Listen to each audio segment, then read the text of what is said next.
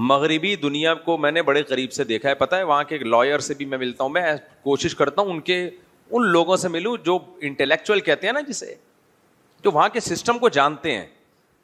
جب آپ وہاں جاؤ گے نا, روڈ نظر آئے گی اچھی, کھڈے نظر نہیں آئیں گے, گٹر کے ڈھکن نظر نہیں آئیں گے. اب کیا یار کیا سسٹم ہے بھائی, نائس ٹو میٹ یو. یہ جھگڑے نہیں ہیں وہاں پہ جو ہمارے یہاں, گالیاں بدتمیزیاں, یہ کچھ بھی نہیں ملے گا. کوئی چیختا ہوا نظر نہیں آئے گا. تو انسان بڑا انسپائر ہوتا ہے, آہا ہا ہا کیا دنیا ہے بھائی.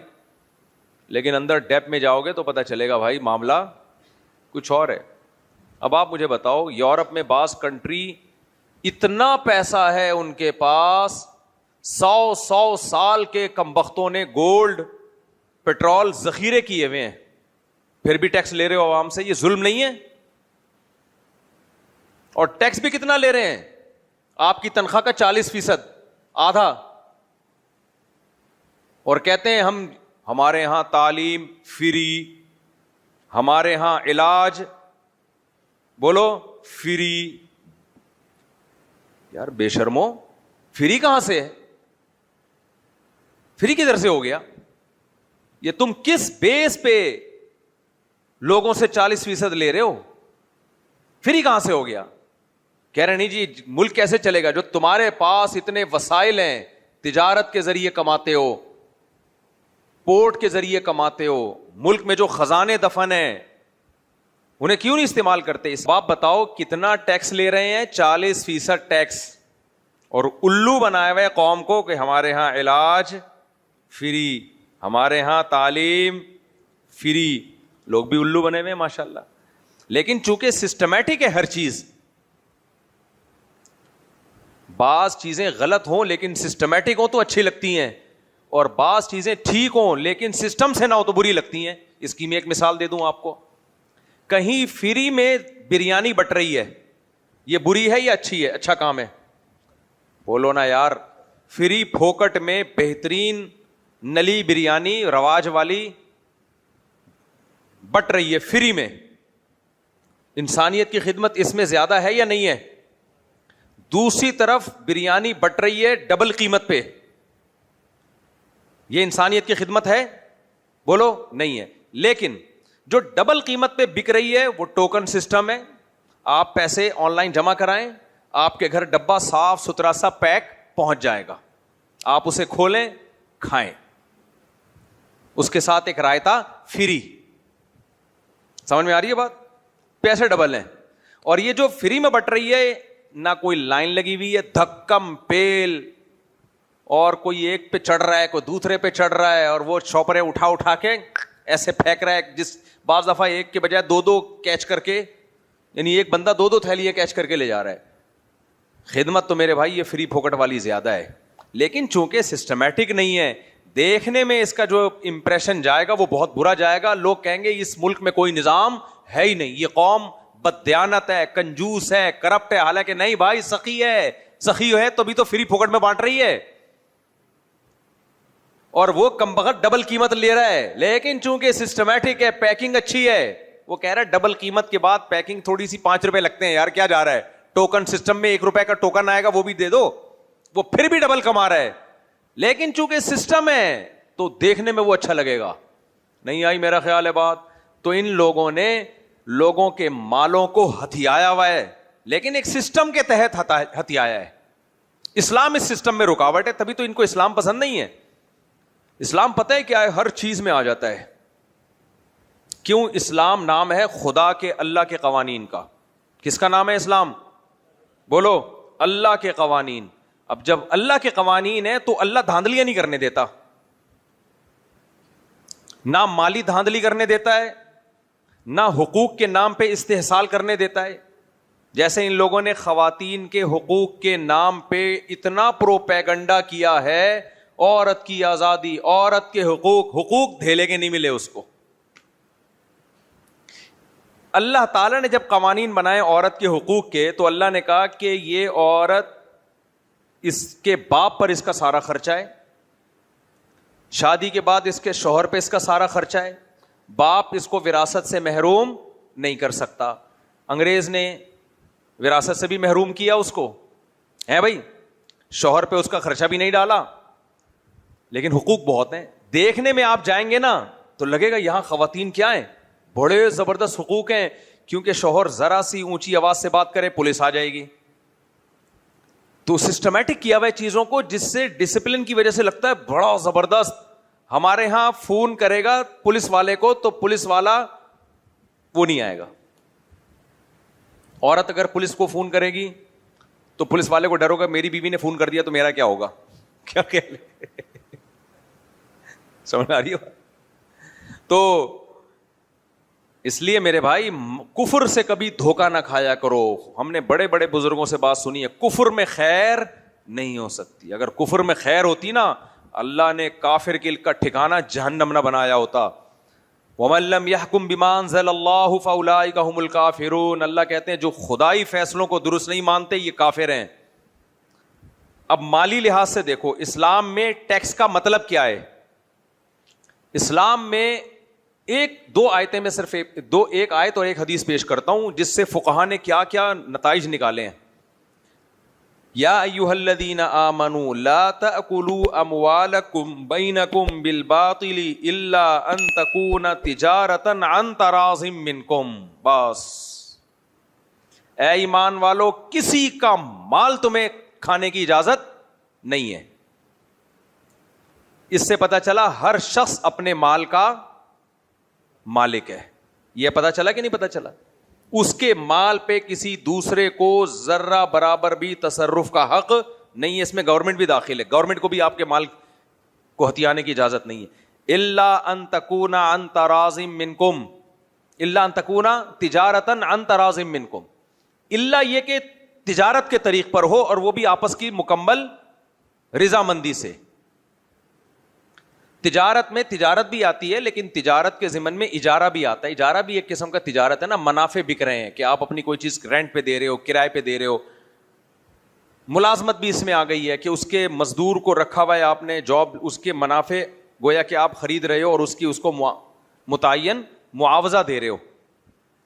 بھائی جاب بھی آ گئی اس میں, یہ ساری جو کاروبار کی قسمیں ہیں نا یہ سب آ گئی. یعنی کسی بھی طریقے سے کوئی بزنس ہو, خرید و فروخت ہو, کوئی اجارہ ہو, کوئی کاروبار ہو, اور اس میں بھی دونوں کی آپس کی رضامندی ہو. اس کو پتا ہو کہ میرے کیا فائدے ہیں جس سے یہ فائدہ اٹھائے گا اور مجھے اس کی اجرت کتنی ملے گی.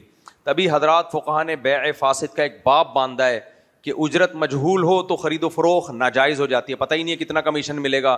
غرر کی جتنی بیع کی خرید و فروخت کی اقسام ہیں وہ سب حرام ہو گئیں.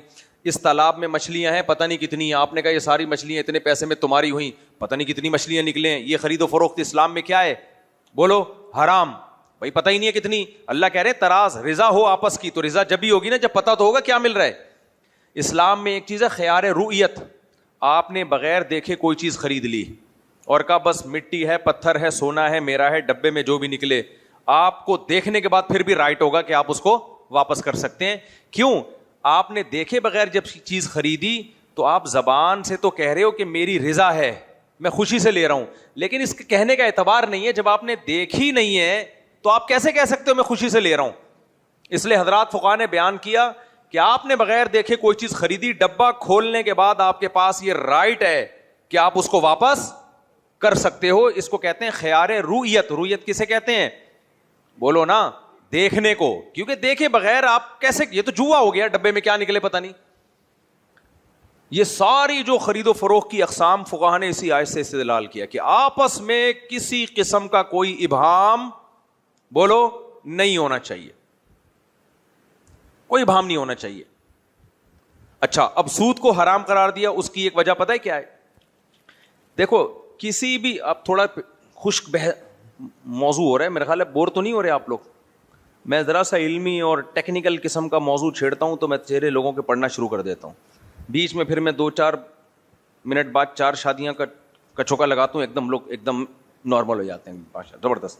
پھر دوبارہ سے تو میں بیچ میں بولوں گا, تھوڑا سا سسرال کی باتیں بھی آئیں گی, لیکن یہ تھوڑا سا پیچیدہ موضوع ہے, اس کو علمی لحاظ سے آپ کو بڑا فائدہ ہوگا.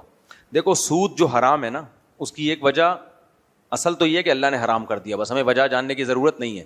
لیکن ہوتا کیا ہے دیکھو, اسلام کہتا ہے کوئی کسی پہ ظلم نہیں کر سکتا خرید و فروخت کے معاملات میں. مثال کے طور پر میں کوئی چیز اپنی بیچتا ہوں, گھڑی بیچتا ہوں, گھڑی میٹل کی بنی ہوئی ہے, اس کی قیمت 100 روپے بھی ہو سکتی ہے, 1 کروڑ بھی ہو سکتی ہے, 1 ارب بھی ہو سکتی ہے. کیا خیال ہے؟ ہر چیز کی قیمت میں بہت ساری چیزیں انوالو ہوتی ہیں. بعض دفعہ سونے کی گھڑی ہے, ڈائمنڈ لگے ہوئے ہیں, بعض دفعہ بالکل لوہے کی گھڑی ہے, لیکن جاوید میاں داد نے اپنے ہاتھ پہ باندھا ہے اس کو. اب میاں داد کا بلہ لاکھوں میں بکا تھا نا, نسبت ایسی ہو گئی. تو کسی بھی چیز کی حقیقی معنوں میں کوئی قیمت متعین نہیں ہے, یہ سامنے والے پر ہے کہ وہ بارگیننگ کر کے کون سی قیمت متعین کرتا ہے. جب وہ متعین کر لیتا ہے, دونوں راضی ہو جاتے ہیں, تو پھر اسلام یہ کہتا ہے کہ اس چیز کی اس وقت اس شخص کے لیے یہ قیمت متعین ہے, تو نہ اس پہ ظلم ہے نہ اس پہ ظلم ہے جو خرید رہا ہے. میں سمجھا پا رہا ہوں؟ نہیں آئی میرا خیال ہے بات؟ کوئی ظلم نہیں ہے, لیکن یہ اس صورت میں ممکن ہے جب ایک جنس کی چیز کو اس کے کسی اور جنس کے بدلے میں بیچا جائے. ادھر گھڑی ہے, ادھر پیسے ہیں, ادھر بلہ ہے, ادھر پیسے ہیں. جب آپ کرنسی کو کرنسی کے بدلے میں بیچتے ہو تو پھر یہ لاجک چلتی نہیں ہے. 10 روپے کا نوٹ ہے, آپ 11 روپے میں بیچتے ہو, تو 10 روپے کی قیمت 11 روپے ہو نہیں سکتی.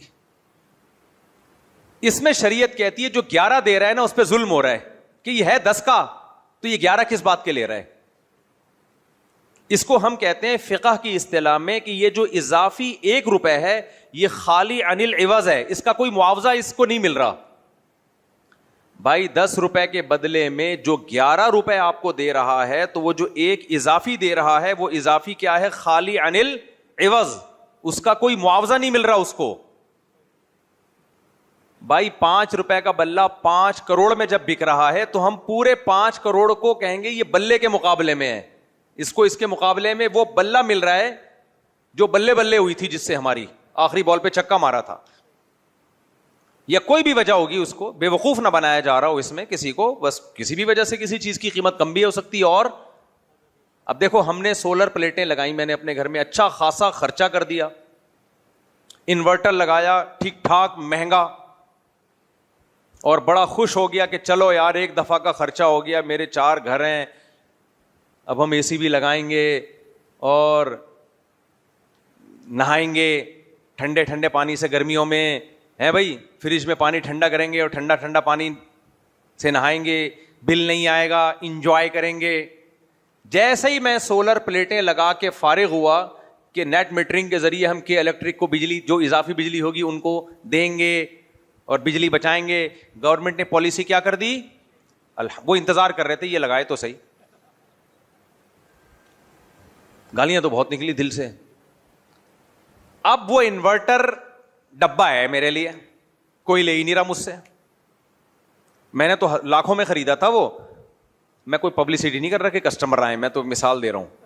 کیونکہ نیٹ میٹرنگ کا سسٹم جب یہاں ختم ہو گیا تو وہی انورٹر جو 6, 7, 8 لاکھ کا ہوگا, اب وہ کوئی بھی نہیں لے گا. وہ کہے گا ہم نے کرنا کیا, کیونکہ وہ والا جو انورٹر ہے نا جو نیٹ میٹرنگ کے لیے, وہ الگ ہوتا ہے, اور جو بیٹریوں والا ہے وہ الگ. تو ایک چیز کی قیمت لاکھوں روپے تھی, پالیسی چینج ہونے سے اس کی قیمت کیا ہو گئی, دھڑام سے نیچے آ گئی. تو نسبت کی وجہ سے, حالات کی وجہ سے چیزوں کی قیمتیں اوپر اور نیچے. کرنسی بھی اوپر نیچے جاتی ہے, لیکن جب کرنسی اوپر جائے گی تو اس کے مقابلے میں جو کرنسی ہوگی وہ بھی اوپر جائے گی نا. جیسے 10 روپے کے بدلے میں کوئی 11 روپے دے رہا ہے, تو وہ بھی تو وہی کرنسی میں دے رہا ہے نا. تو لہذا وہ 1 روپے کیا کہلائے گا, خالی عن العوض, یعنی عوض سے خالی ہے. اس کے مقابلے میں اس 1 روپے دینے والے کو الگ سے کچھ نہیں مل رہا, تو یہ 1 روپیہ اس لینے والے کے لیے کیا ہو گیا اسلام میں, حرام.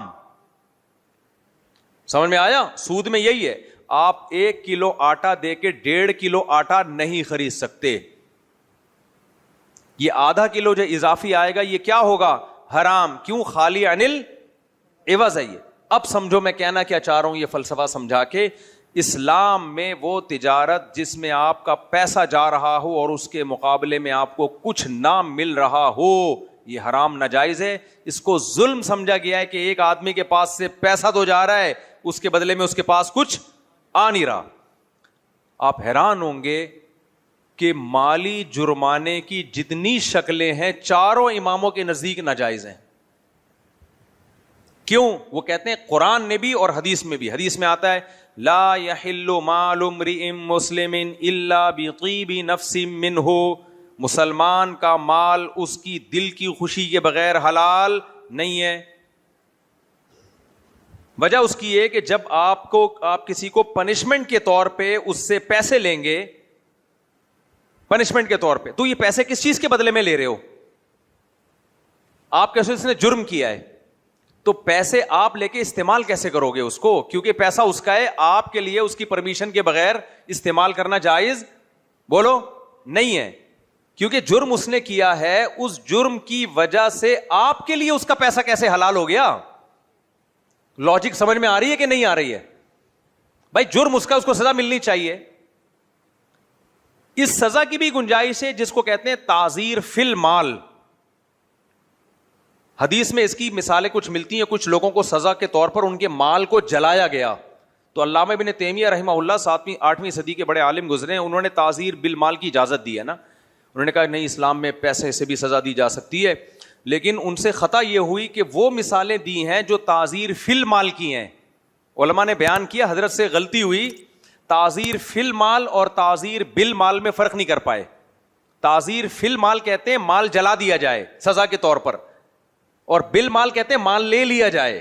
تو ابن تیمیہ مثالیں وہ دے رہے ہیں جس میں مال ہلاک کیا جائے. ہلاکت تو سمجھ میں آتی ہے، لیکن اس کا مال لے کے آپ کے لیے کیسے حلال ہو گیا بھائی؟ نہیں آئی میرا خیال ہے بات. اس کا مال آپ کے لیے، اس نے اگر غلطی کی ہے تو اس کا مال آپ کے لیے کس بیس پہ حلال ہو گیا؟ تو اس لیے چاروں اماموں کا اس پر اتفاق ہے، چاروں فقہی مذاہب کا، حنفی، مالکی، شافعی، حنبلی، کہ سزا میں حکومت مالی جرمانہ لے کے استعمال نہیں کر سکتی. سمجھ میں آ رہی ہے بات؟ گو کہ اب بعض علماء نے فتویٰ دیا ہے کہ اب جب جرم ہوگا تو وہ کہتے ہیں بھائی سزا ملے، اس کو کوڑے لگیں گے، جیل کی سزا بھی نہیں ہے اسلام میں.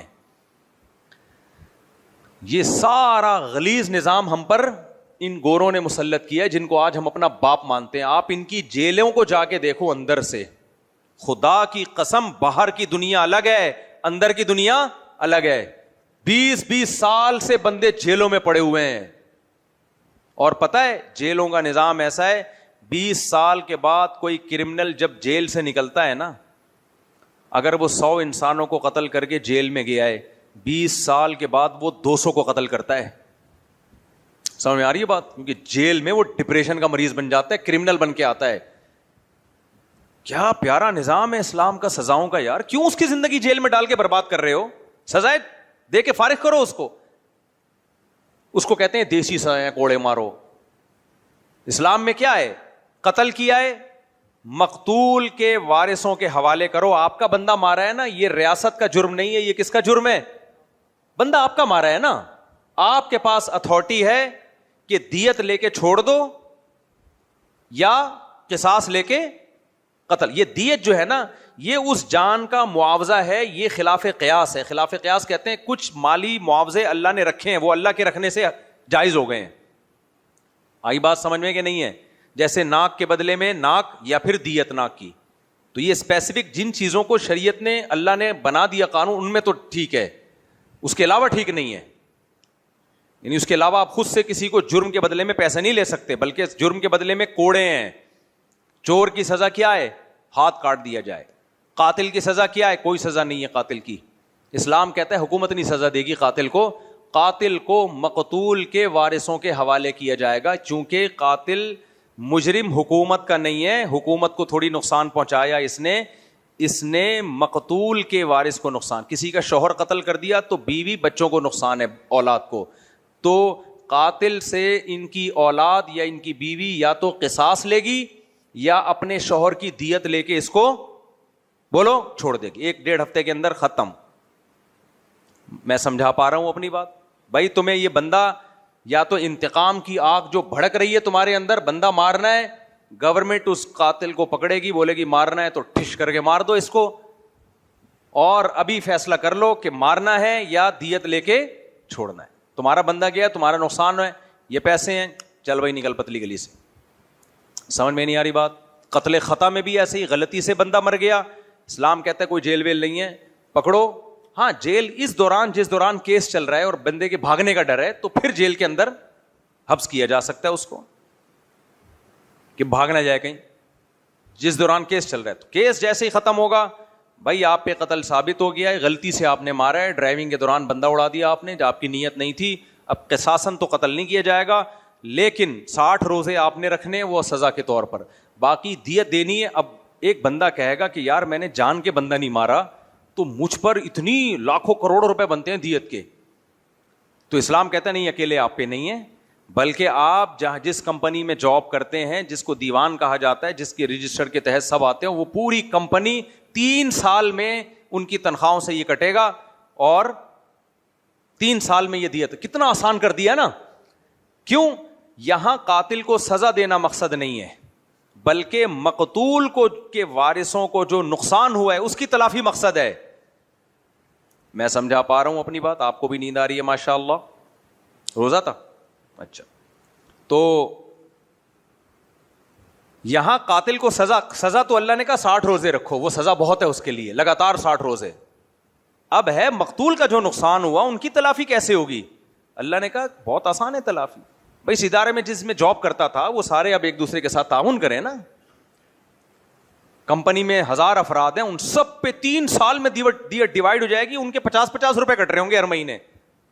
لیکن آئندہ وہ اپنی کمپنی کے لوگوں کا خیال کریں گے, بھائی صاحب گاڑی ذرا احتیاط سے چلانا, ہم سب پہ پینلٹی آئے گی, صحیح ہے نا. وہ خود خیال کریں گے اس کا, اس کے نقصان کی تلافی ہو گئی. اور اس کو یہ اب اس کا معاملہ ہے کہ 60 روزے رکھتا ہے کہ نہیں رکھتا, یہ اب یہ جانے, اللہ جانے. لیکن کس قدر آسان بنا دیا معاملات.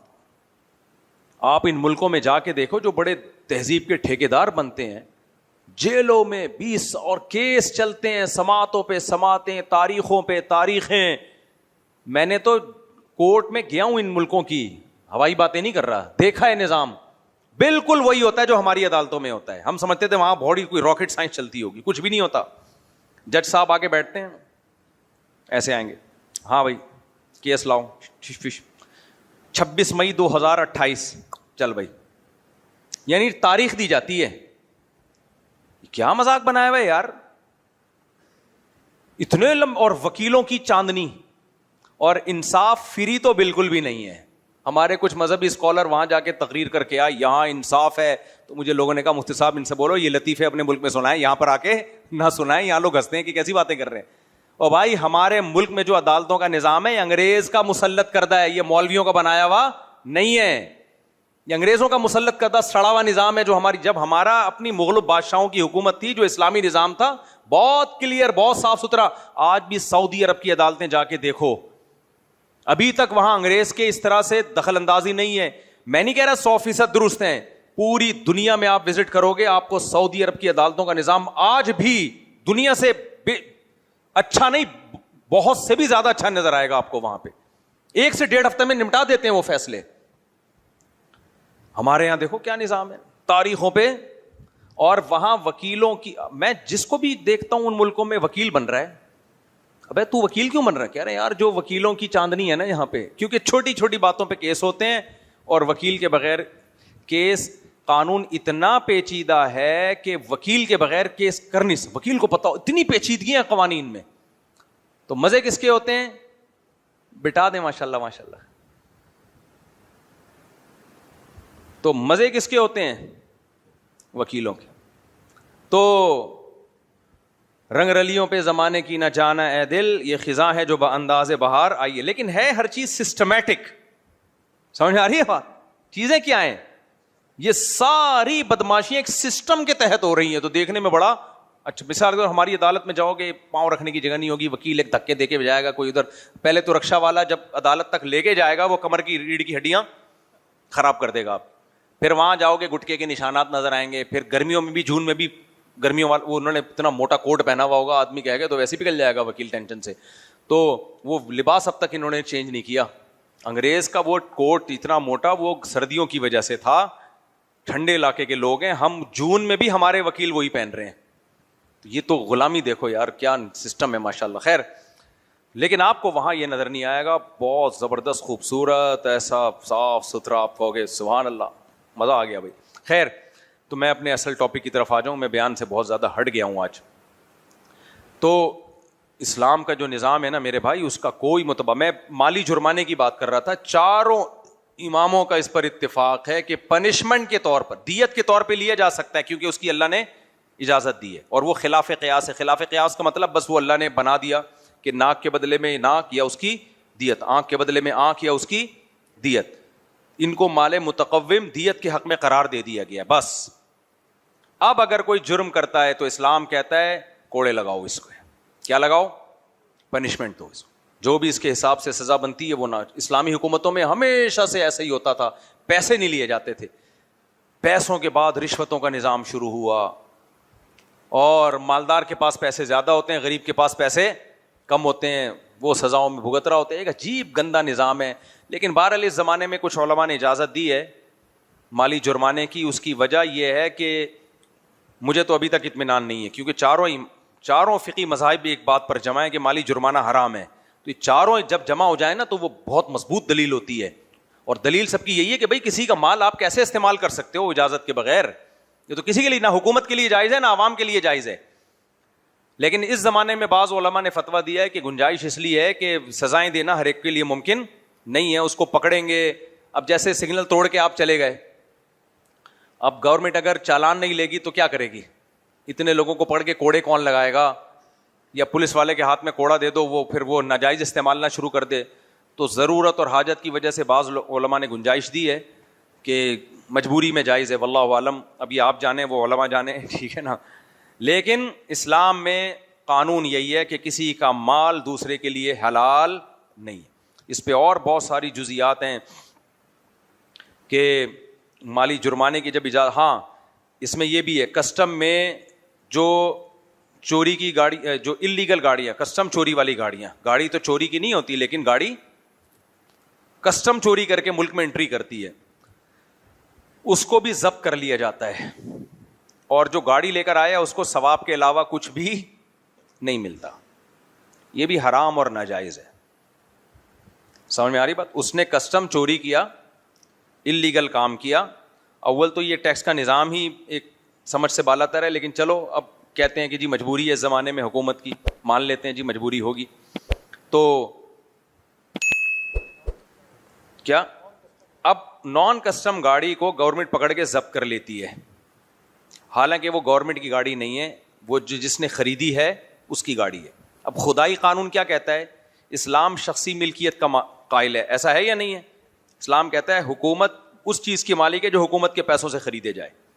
جو جمشید نے اپنے پیسوں سے جو چیز خریدی ہے گورنمنٹ اس کی مالک نہیں ہے. یہ تو کمیونزم ہے جس کے خلاف اتنی علماء نے تحریکیں چلائی ہیں. تو اس کا مالک وہ بندہ ہے, اور گورنمنٹ اس کی مرضی کے بغیر اس کا مال نہیں لے سکتی.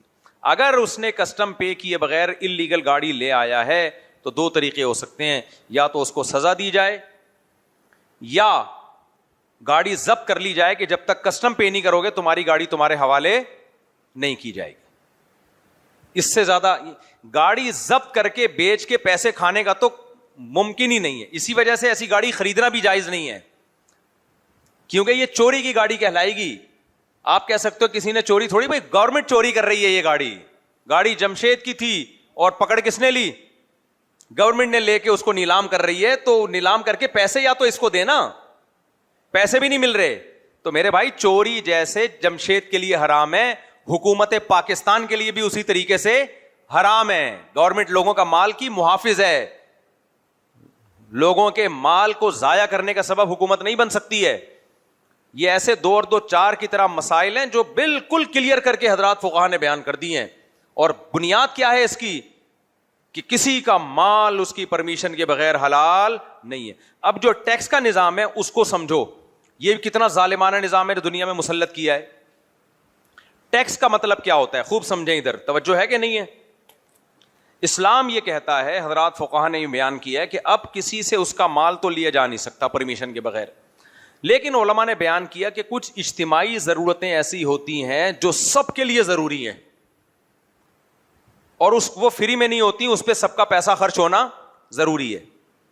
اب اگر کوئی سروس کسی کو دی جا رہی ہے, اس میں 4 آدمی پیسے دے رہے ہیں, 3 نہیں دے رہے, لیکن چوتھا اس سروس سے فائدہ اٹھا رہا ہے, تو پھر اس سروس کے بدلے میں اس سے زبردستی پیسے لیے جا سکتے. یہ والا ٹیکس حلال ہے, بس اس سے زیادہ حلال بولو نہیں ہے.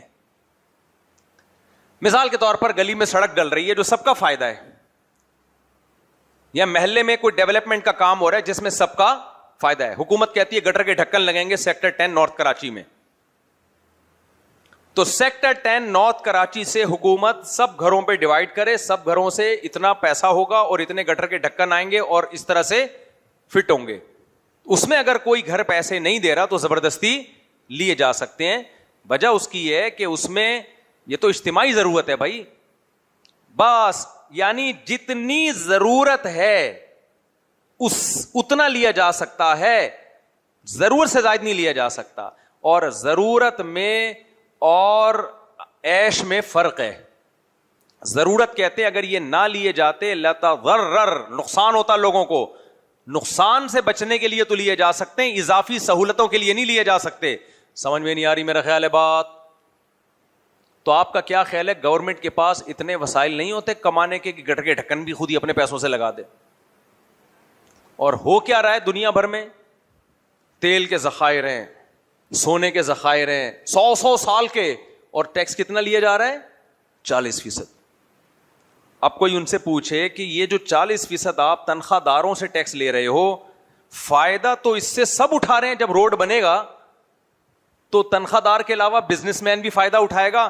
بزنس دنیا میں سب سے کم ٹیکس ارب پتی تاجر دیتے ہیں, اور پابندی سے جو ٹیکس دیا جاتا ہے وہ تنخواہ دار لوگ دے رہے ہوتے ہیں, حالانکہ ان کی محدود تنخواہیں ہیں, ان کو ٹیکس کٹنے کے بعد تنخواہ ملتی ہے, جبکہ فائدہ سارے بولو نا برابر اٹھا رہے ہیں.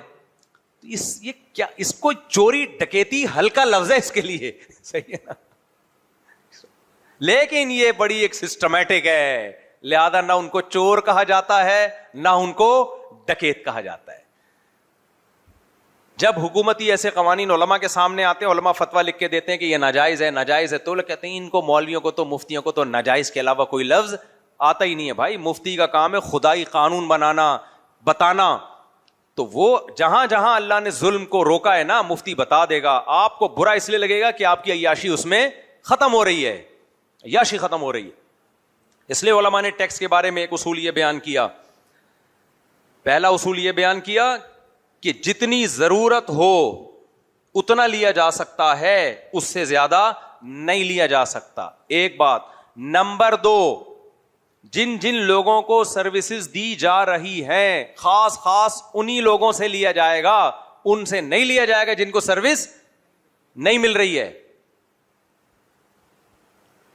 اضافی کچھ نہیں لیا جائے گا, اضافی کچھ نہیں لیا جائے گا. تو یہ سارا باہر ملکوں میں کیا ہو رہا ہے. اچھا ٹیکس کی بھی تو قسمیں دیکھوں, ہر شیمپو خرید رہے ہو اس پہ ٹیکس, صابن خرید رہے ہو اس پہ ٹیکس.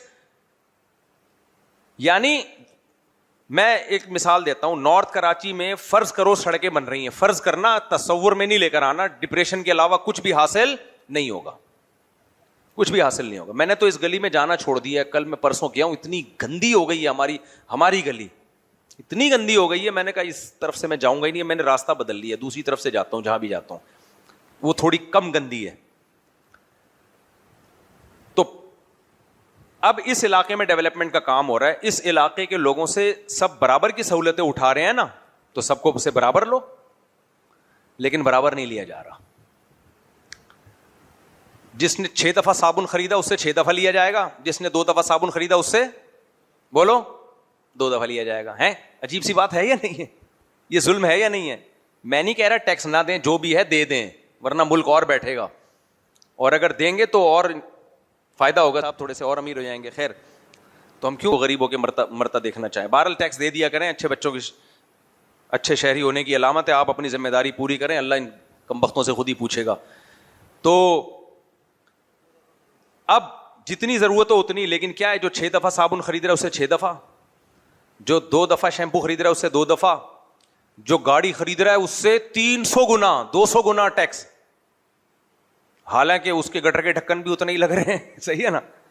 ہاں آپ کہہ سکتے ہو دفاع کے لیے الگ ہے, وہ تو پورے ملک پہ ڈیوائڈ ہوتا ہے.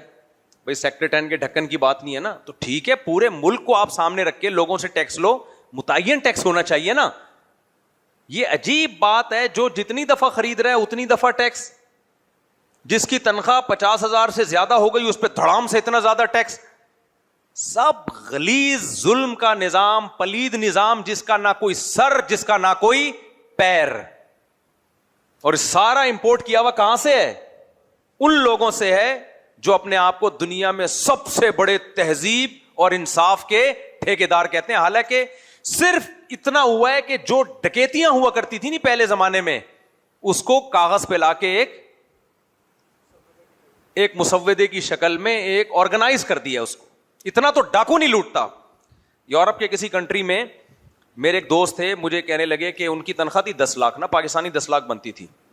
مجھے کہنے لگے یہاں فری ہے سب کچھ, یہاں فری ہے, بڑے وہ جیسے ناچنا رہ گیا تھا بس, یہاں فری ہے سب کچھ, یہاں کیا ہے سب کچھ فری ہے. تو میں نے کہا ماشاء اللہ آپ کی تنخواہ کتنی؟ جی 10 لاکھ پاکستانی. اور میں نے کہا ملتے کتنے؟ کہتے ہیں 40 لاکھ, سوری 40 لاکھ 1 کروڑ کے قریب تنخواہ تھی. سوری وہ بڑی اچھی پوسٹ پہ تھے, 1 کروڑ کے قریب تنخواہ. کہتے ہیں اس میں 40 لاکھ ٹیکس کے, 43 لاکھ ٹیکس کے کٹتے ہیں. میں نے کہا یار اچھا, کہہ رہے ہیں امن بہت ہے یہاں, ڈکیتیاں نہیں ہیں یہاں, چوریاں نہیں ہیں. میں نے کہا مجھے بتاؤ کراچی میں تم 1 کروڑ کما رہے ہوتے, ڈاکو 43 لاکھ ہر سال چھینتا تم سے ہے؟ نہیں آئی سمجھ میں میرا خیال ہے. اول تو وہاں کا 1 کروڑ جو مہنگائی ہے وہاں پہ, وہاں اس کے لحاظ سے تو یہاں 10 لاکھ بھی بہت تھے. بھائی یورپ میں کوئی 1 کروڑ کما رہا ہے, یہاں 10 لاکھ کما رہا ہے, وہی جیسی عیاشی کرے گا وہ, تو وہ اتنی مہنگائی بھی تو ہے نا وہاں پہ. دوسرا میں نے کہا یہ فری پھوکٹ کا تمہیں جو علاج ہے, کیا ہر سال ہر مہینے 43 لاکھ تمہارا علاج پہ خرچ ہو رہا ہے یا تعلیم پہ خرچ ہو رہا ہے؟ میں نے کہا بھائی اس لحاظ سے ہمارا ملک تو بہت بہتر ہے میرے بھائی. یہاں آپ 10 لاکھ بھی کما رہے ہو, آپ اسکول اچھے نہیں ملیں گے آپ کو, لیکن ٹیوٹر ایک سے ایک آپ کو خاندانی مل جائے گا, اس کو پیسے دو. اور ڈکیت بھی 40 لاکھ ہر مہینے کسی کے نہیں لوٹتے. ایک دفعہ آپ کے لوٹیں گے, ایک دفعہ جمشید کے پاس جائیں گے, وہ اگلی دفعہ غفار کے پاس جائیں گے. ایک ہی آدمی سے ہر سال 40% سیلری لوٹ کے چلے جائے, یا 43%. میں نے ایسا ڈاکو ابھی تک کراچی میں دیکھا نہیں. بیان سن کے ڈاکو شروع کر دیں تو ایک الگ بات ہے. اتنا تو امن کمیٹی والے بھتہ نہیں لیتے یار. میں نے کہا دماغ زہر ہے آپ لوگوں کے اوپر. صرف یہ بولو روڈ اچھے ہیں, ڈھکن اچھے ہیں, سڑکیں اچھی ہیں, بس یہ ہوا اچھی ہے, باقی سسٹم اچھا نہیں ہے بھائی. سسٹم اس سینس میں اچھا کہ سسٹم ہے, لیکن اس کے پیچھے جو لوگوں کا مال انہوں نے حلال کیا ہوا ہے نا ناحق طریقے سے. اور میں نے کہا دوسری بات, یہ 43% جو آپ جیسے لوگوں سے کاٹ رہے ہیں, اس میں یہ دوسروں کے بوڑھے والدین کو بھی اولڈ ہاؤس میں کھلا رہے ہیں. وہ آپ کے کیا لگتے ہیں؟ وہ آپ کے کچھ لگتے ہیں؟ ان کو کھلا رہے ہیں. آپ اپنے ابا کو کیوں نہیں, یہ 43 لاکھ اپنے ابا کے لیے جمع کرو نا. تو میں آپ سے یہ بتا رہا ہوں کہ اسلام ہے جو کباب میں ہڈی بنتا ہے ہر جگہ, کیونکہ خدائی قانون ہے نا. اسلام نہیں یہ دھاندلیاں کرنے دیتا. اسلام نے ایک اصول بیان کر دیا, لا یحل مال امرئ مسلم, کسی کا مال حلال. اس میں لفظ تو مسلم ہے کیونکہ مسلمانوں کا واسطہ مسلمانوں سے پڑتا ہے, لیکن مراد انسان ہے. کسی انسان کا مال آپ اس کی دلی خوشی کے بغیر استعمال نہیں کر سکتے. ایک صورت مستثنا ہے کہ کوئی اجتماعی نظم ہو جس میں لوگوں کی اجتماعی ضرورت ہو اور اجتماعی پیسوں کی ضرورت ہو, اور سب اس سے اجتماعی طور پہ فائدہ اٹھا رہے ہوں. تو فائدہ اٹھا رہے ہیں تو پیسے کیوں نہیں دے رہے؟ تو بھائی اس سے جبری لی جا سکتا ہے, لیکن اس کے بدلے میں بھی اس کو سروس دی جا رہی ہے, لے کے ضبط نہیں ہو رہے. اس کے بدلے میں اس کو فائدہ دیا جا رہا ہے, وہ بھی ضائع تھوڑی ہو رہے ہیں. سمجھ میں آ رہی ہے بات کہ نہیں آ رہی؟ اس کی مثال ایسے ہے جیسے حکومت جب ہائی وے بنائے گی تو راستے میں جو گھر آئیں گے, تو علماء نے فقہاء نے صدیوں پہلے لکھا ہے کہ بھائی وہ گھر ضبط کر سکتی ہے حکومت, کیونکہ وہ اجتماعی مفاد ہے نا. ہائی وے تو بنے گی لیکن اس گھر کی پوری ان کو قیمت دی جائے گی. یہ نہیں ہو سکتا کہ قیمت بھی نہ دی جائے اور گھر بھی توڑ دیا جائے, یہ جائز نہیں ہے, کیونکہ پھر مال آپ نے اس کی مرضی کے بغیر استعمال کر لیا. تو ظلم نہ عوام کے لیے کسی پر جائز ہے نہ حکومت کے لیے جائز ہے, لیکن یہ بڑے بدماش لوگ ہیں, انہوں نے ایسا ظالمانہ نظام بنایا ہے کہ اور یہ بھی ایک عجیب بات بتا دوں, یہ جتنے اچھے اچھے کنٹری, پیارے پیارے ملک جن کو آپ کہتے ہو پیارے پیارے بہت اچھے, انہوں نے اپنی اکانومی کو مضبوط کرنے کے لیے جو غریبوں کا خون بہایا ہے, آپ جاؤ بڑی سپر طاقتیں, میں نام نہیں لیتا, سب کو پتا ہے, افریقہ میں جا کے دیکھ کے آیا ہوں, جہاں سے سونے نکل رہے ہیں اور جہاں سے ہیرے جواہرات نکل رہے ہیں, ان ملکوں میں لڑائیاں قائم کی ہوئی ہیں تاکہ یہاں کی حکومت اسٹیبل نہ ہو. جہاں سے گولڈ نکلتا ہے وہاں لوگ پتے ابال کے کھا رہے ہیں, غربت کا یہ عالم ہے, اور بڑی طاقتیں وہاں سے گولڈ نکال کے لے کے جا رہی ہیں, اور اپنے ملک میں پھر بھی ٹیکس لے رہی ہیں عوام سے. نہیں آئی سمجھ میں بات؟ تو ہوس ہے ہوس. تو آج یہ اس پہ میری بات لمبی ہو گئی, اب میں اصل ٹاپک کی طرف آتا ہوں. میں تو آپ کو یہ بیان کر رہا تھا کہ دیر آر 2 types آف عبادت. عبادت کی کتنی قسمیں ہیں؟ 2 قسمیں, ایک عبادت مقصودہ اور ایک عبادت غیر مقصودہ. عبادت مقصودہ جس میں عبادت خود مقصود ہو, اللہ چاہتے ہیں کہ تم یہ کام کرو, نماز ہے, زکوٰۃ ہے, اور حدیث میں آتا ہے قرب قیامت میں زکوٰۃ لینے والا کوئی نہیں ہوگا, اتنا مال پھیل جائے گا, لیکن پھر بھی زکوٰۃ آپ تلاش کرو گے بھائی, کیونکہ ضرورت نہیں بھی ہے, میں نے تو اپنا فریضہ ادا کرنا ہے نا. حدیث میں آتا ہے قرب قیامت میں بندہ زکوٰۃ لے کے گھومے گا, مستحق نظر نہیں آئے گا, کیونکہ اتنی دولت کی فراوانی ہو جائے گی قرب قیامت میں. تو اور یہ ہو رہی ہے آج کل. جو لوگ کہتے ہیں نا غریب, جو اوریجنل غریب ہیں وہ تو ہیں, میں مانتا ہوں, لیکن اکثر لوگ غریب ہوتے نہیں ہیں. ہم لوگ کل کہیں سے گزر رہے تھے, ہوٹل پہ ہم نے رش دیکھا, تو ہمارے ایک دوست کہتے ہیں یار باہر ملکوں میں تو ہم سمجھتے ہیں پاکستان میں غربت بہت ہے, ہوٹلوں پہ رش دیکھ کے ایسا لگتا ہے فری میں بٹ رہا ہے. ایک کھانے کا بل کتنا ہوٹل والے بنا, وہی کھانا آپ گھر میں بنا کے کھا لو آدھی سے بھی کم قیمت پہ, ہوٹل پہ ڈبل سے بھی زیادہ, لیکن ہوٹلوں پہ رش دیکھو. میں نے ان سے بولا اصل میں یہ پوش ایریا ہے, مالدار علاقہ, اس لیے. اس کہتے ہیں یار میں تو سرجانی ٹاؤن, اورنگی ٹاؤن میں بھی یہی رش دیکھ رہا ہوں. آج ہی ایک صاحب کہنے لگے سرجانی ٹاؤن, اورنگی ٹاؤن جو غریب علاقے ہیں ان کے ہوٹلوں پہ بکرے لٹک رہے ہیں, ایک بکرا چانپے بنا کے وہ دوسرا. تو بھائی پیٹ اور توند الحمدللہ ہم سب کی بھری ہوئی ہے. تو اس لیے اللہ کا شکر ادا کرنا سیکھو. جب بھی کوئی پوچھے پیسے ہیں, بولو اللہ کا دیا بہت. کیا بولنا ہے؟ اللہ کا دیا بہت. ابا کے سامنے نہ بولو ورنہ وہ جیب خرچی بند کر دیں گے. اللہ کا دیا بہت ہے, ابا کے سامنے نہ بولو. ایک خاتون پہلے میرا بیان سنتی تھی, میں نے بتایا کہ بھائی اپنے بھائیوں کو بہنوں کو گفٹ دینا چاہیے پیسوں کی شکل میں. وہ کہتی ہے میرے بھائی میرے ساتھ بڑا تعاون کرتے تھے, تو میں کچھ پیسے بچا کے بہن بھائیوں کو گفٹ دیتی تھی, تو میرے بھائیوں نے مجھے تعاون ہی چھوڑ دیا کہ تمہارے پاس تو بڑا پیسہ ہے. حالانکہ کہتی میرے پاس پیسے نہیں ہے, میں تو صرف اللہ کی رضا کے لیے دیتی تھی. میں نے کہا بھائی جس کا ظرف چھوٹا ہونا اس کے ساتھ احسان نہیں کرنا چاہیے, ٹھیک ہے, آئندہ خیال کریں. ہونا تو یہ چاہیے, بھائیوں کو چاہیے اس بہن کا زیادہ خیال کریں, یار یہ اتنا بڑا دل کر رہی ہے, اس کو پہلے یہ لفافہ بھی تمہارا جو تم نے گفٹ دیا ہے, اور یہ ڈبل یہ تمہارے. وہ کہہ رہے ہیں اچھا تمہارے پاس تو بڑے پیسے ہیں, ہم نہیں دیں گے آئندہ سے تمہیں. انسان کو چاہیے جو آپ پہ احسان کر رہا ہے آپ اس کو ڈبل دو. ہمارے نبی صلی اللہ علیہ وسلم نے سود کو حرام قرار دیا, لیکن جو آپ کو قرضہ دیتا تھا نا آپ ہمیشہ بڑھا کے واپس کرتے تھے. اسی سے علماء نے استدلال کیا کہ قرضے پہ وہ پروفٹ حرام ہے جو ایگریمنٹ کا حصہ ہو, جس میں ایگریمنٹ ہو. ایگریمنٹ نہیں ہے تو یہ سنت ہے بڑھا کے واپس کرنا. سمجھ میں نہیں آ رہی بات؟ اور ہمارے ہاں بڑھا کے واپس کرنا تو دور کی بات, اتنا بھی نہیں دے رہے ہوتے جتنا بنتا ہے اس کا. ایسا ترساتے ہیں نا. اور ہمارے پیغمبر کی سنت کیا ہے بھائی, اس نے ضرورت پڑنے پہ ہمیں قرضہ دیا تھا, تو اب جب واپس کریں گے تو حل جزاء الاحسان الا الاحسان, احسان کا بدلہ کیا ہے, ہم بڑھا کے دیں گے. تو اس لیے خوب سمجھ لو. ایک اور مسئلہ میں بیچ میں بیان کر رہا ہوں, میں نے یہ بھی بہت دیکھا ہے لوگوں میں کہ ملازمین میں جو ملازم کم تنخواہ پہ راضی ہو, محنت زیادہ کرتا ہو, میں نے اکثر یہ دیکھا ہے, میرا مشاہدہ ہے, اس کو اور زیادہ سیٹھ نچوڑتا ہے کہ یار یہ تو نہ تنخواہ کا مطالبہ کرتا ہے, جب اس کم تنخواہ میں اتنا اچھا کام کر کے دے رہا ہے تو مجھے کیا ضرورت ہے. یہ سوچ کاروباری لوگوں کی ہوتی ہے جو کنجوس کاروباری ہوتے ہیں. سمجھ میں آ رہی ہے بات؟ آپ نے کیا کرنا ہے, جو ملازم محنت کر رہا ہے کم تنخواہ پہ, آپ بولو یار یہ تو نہ کبھی تنخواہ بڑھانے کا مطالبہ کرتا ہے, اور جو کام اس کے ذمے لگاؤ دل جمی سے کرتا ہے, اس کو تو میں خود سے زیادہ دوں گا. اس کی جتنی تنخواہ بنتی ہے, جو میرے ٹوٹے پھوٹے کچھ ملازمین ہیں نا, الحمدللہ میرا معاملہ کوشش ہوتی ہے ان کے ساتھ ایسا ہی ہو. جو کم تنخواہ پہ زیادہ اچھا کام کر رہا ہے, میں بولوں بھائی تیرے کو میں زیادہ دوں گا.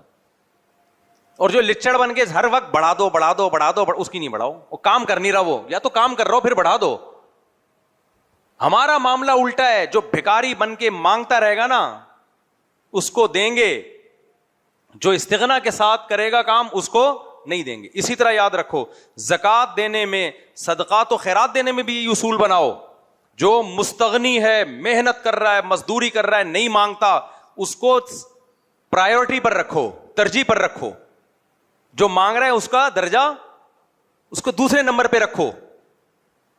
میری کوشش ہوتی ہے, جو نظر آتے ہیں نا, جو کتنے بیچارے رمضان میں گڑے کھود رہے ہوتے ہیں یار, جو رمضان میں گڑے کھود رہا ہے, مجبوری نہ ہوتی تو یہ مزدوری کرتا وہ ہے بھائی. رمضان میں جو روزہ رکھ کے گڑے کھود رہا ہے, ایسے لوگوں کو زکات دو بھائی. رکشے والے کو آپ نے بولا کہ میں نے جانا ہے صدر, اس نے بولا 500 روپے لوں گا, آپ نے بولا بھائی 400 لے لے. آپ کو پتا ہے کہ 400 بھی ٹھیک ہیں, بنتے ہیں 400.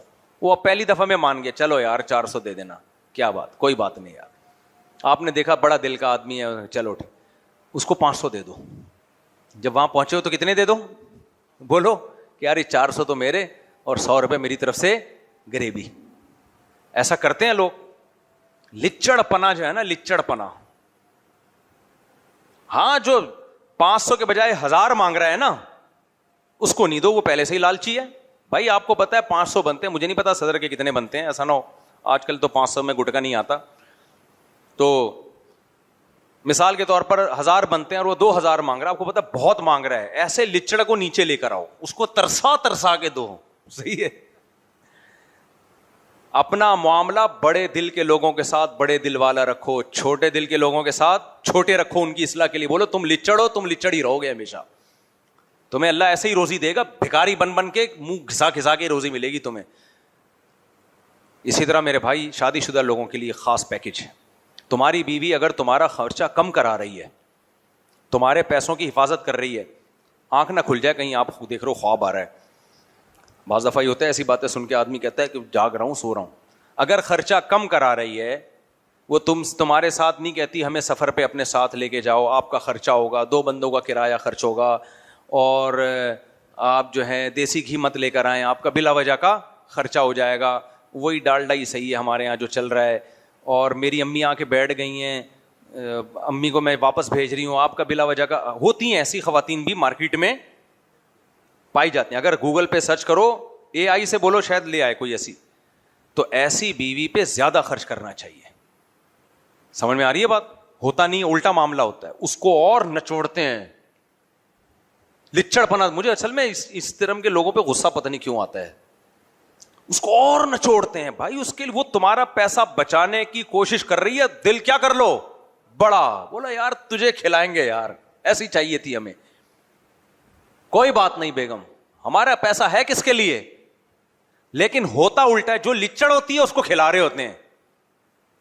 جو لچڑ ہوتی ہے نا, پینٹوں سے پیسے بھی نکال رہی ہے اور بات بات پہ منہ بنا رہی ہے, مجبور ہو کے کھلایا جا رہا ہے, اس کو کھلایا جا رہا ہے. اور جو بیچاری شریف شرفا نہیں مانگتی, اس کو جیب خرچی دیتے ہوئے بھی جان نکلتی ہے. ہر جگہ یہی چل رہا ہے میرے بھائی. بہوؤں کا, ساسوں کا حال ایسا ہے, شریف بہو ہے, ساس اس کو نچوڑنا شروع کرے گی. شریف مل گئی نا, ایسا نہ چھوڑے گی. بھائی تو اب تجھے اس زمانے میں ایسی بہو مل گئی جو آپ کی خدمت کر رہی ہے, آپ کوشش کرو خدمت نہ لو, اس سے کم خدمت لو. تو ہر جگہ یہ چل رہا ہے کہ مسجدوں میں خادم, آپ دیکھ لو مسجدوں میں جو کمیٹیاں خادم رکھتی ہیں نا, کچھ خادم اچھے ہوتے ہیں, پھر پتہ ہے کیا ہوتا ہے ان خادموں کے ساتھ. کمیٹی کا صدر فون کرتا ہے, میرے یار 2 کلو پیاز لے کر آیا یار, ذرا کام ہے مجھ سے. وہ رکھا کس کام کے لیے تھا؟ یہ ہوتا ہے بہت مسجدوں میں, 2 کلو پیاز لے کر آیا یار, وہ اچھا نیک آدمی لے آئے گا, یار میری گاڑی پہ ذرا کپڑا لگا دے. ایک خادم نے مجھے بتایا کہ میں مسجد کے امام نے مجھے بلایا مسجد میں پوچھا لگانے کے لیے. یہ خوددار آدمی تھا, کہتا ہے میں نے پہلے ہی بول دیا میں صرف مسجد کے کام کروں گا. مجھے پسند آیا اس کا یہ اسٹائل. کوئی تو کہہ سکتا ہے امام کے ساتھ بدتمیزی کر رہا ہے, لیکن امام کو بھی تو تمیز ہونی چاہیے نا یار. تم رکھ رہے ہو مسجد کے لیے پیسے, اس کو مسجد کے دے رہے ہو آدھے سے زیادہ. کبھی کبھار تو چلو ہر آدمی کر لیتا ہے, میں آپ سے بھی کہہ سکتا ہوں پانی پلا دو 4 انڈے یار, وہ دکان کے قریب بیٹھے ہوئے لیتے, وہ کبھی کبھار تو سب کچھ ہوتا ہے, وہ تو دوستی یاری میں. لیکن مسجد کمیٹیاں ملازمین سے اپنے ذاتی کام لے رہی ہوتی ہے, گدھا بنا کے رکھتی ہیں اس کو. بعض امام, سب نہیں ایسا کرتے. تو وہ مجھے ایک خادم ہے ہمارے یہاں جاب کرتا ہے, مجھے بتا رہا تھا کہ امام صاحب نے مجھے بلایا کہ بھائی تمہیں ہمیں پوچھا ووچھا لگانے کے لیے کہہ رہے. میں نے کہا صرف پوچھا لگاؤں گا, جھاڑ دوں گا, آپ کا ذاتی کوئی کام نہیں کروں گا میں. امام صاحب کو آیا غصہ, اور دفعہ ہو یہاں سے. میں نے کہا تو نے خاندانی کام کیا, غیرت مند آدمی ہے, مجھے یہ بدتمیزی بہت پسند آئی ہے. لچڑ لوگوں کے ساتھ عزت کا مستحق وہ ہے جو عزت دینا جانتا ہو. یہ تھوڑی کہ امام بن گیا تو اپنے ذاتی کام کیوں لے رہا ہے بھائی تو اس سے. مسجد کے چندے سے آپ اس کو تنخواہ دے رہے ہو, یا تو اس کے کام مسجد کمیٹی سے اجازت لو کہ بھائی یہ میرا بھی ملازم ہوگا, اس کو الگ سے تنخواہ اس بات کی دی جائے گی. تو یہ بہت ہو رہا ہوتا ہے.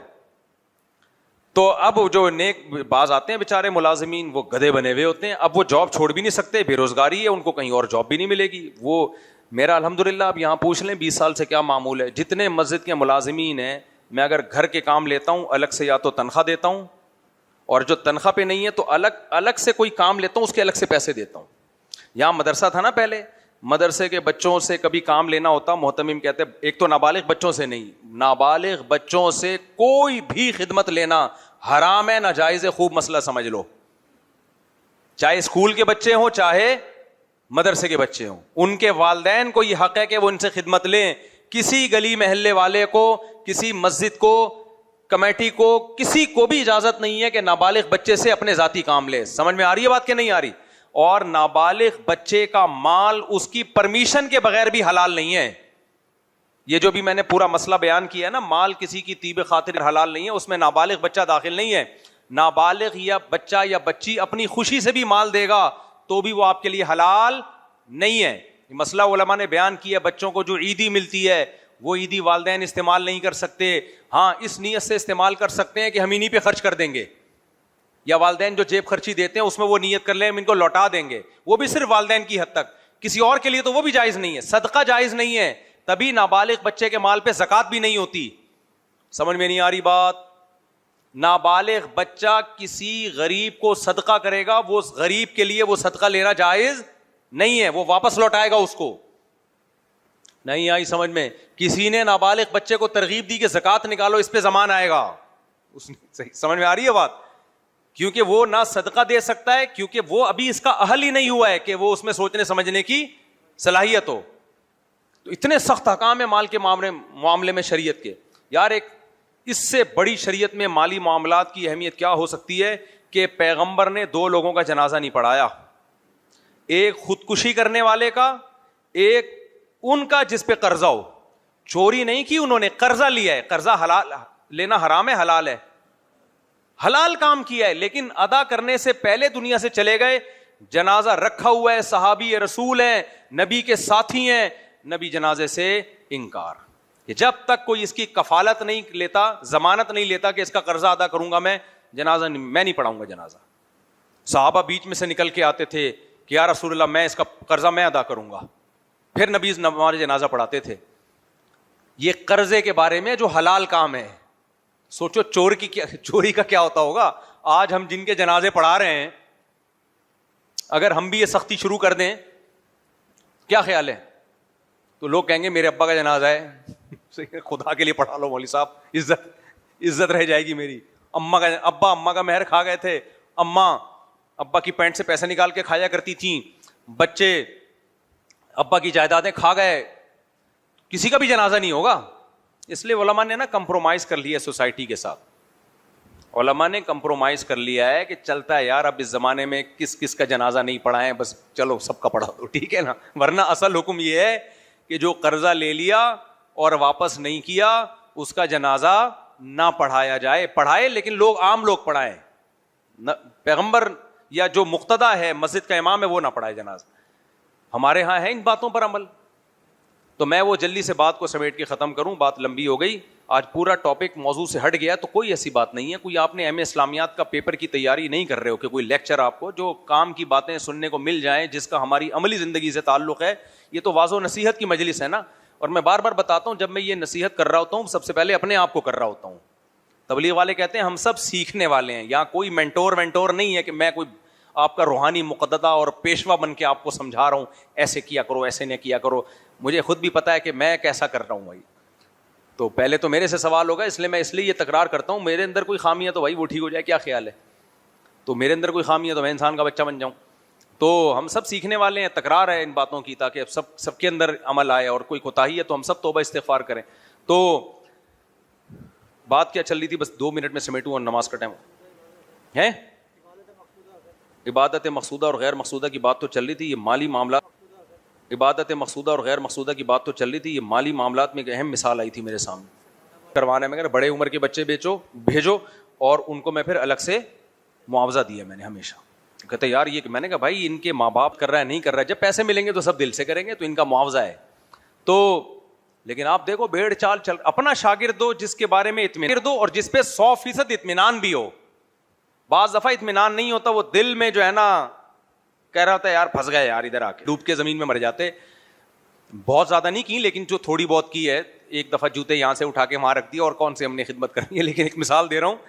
تو شاگرد کو تو چاہیے استاذوں کی خدمت فری میں کرے, لیکن استاذ کو چاہیے یہ دیکھے کہ کون دل سے کر رہا ہے اور کون دل سے نہیں کر رہا. جب ہول سیل کے حساب سے خدمتیں ہوتی ہیں تو پھر روکھڑا دینا پڑتا ہے. ایک استاذ نے مجھے کہا کہ آپ کے شاگرد جب بھی آپ کوئی کام کہتے ہیں تو ایسے بھاگے بھاگے چلے جاتے ہیں, میں جب کوئی کام کہتا ہوں تو ایسے ٹیڑے میڑے آتے ہیں. میں نے کہا میں جب ان کو کام کہتا ہوں تو روکھڑا دیتا ہوں آخر میں. آپ جب ان سے کام لیتے ہو تو آپ استاذوں کی خدمت کے بے تحاشا فضائل سناتے ہو اور پانی پلا کے ان کو واپس بھیج دیتے ہو. تو میں نے کہا 2-4 تو ہوتے ہیں. پہلے زمانے میں تو 100% طلبہ ہوتے تھے جو خدمت میں. آج کل کا دور قرب قیامت ہے بھائی, اس میں 100 میں 2 اچھے ہوتے ہیں, 98 کہہ رہے تھے کس مصیبت میں پھنس گئے. وہ دور تھوڑی ہے جو پرانے زمانے میں خدمتوں کا دور تھا.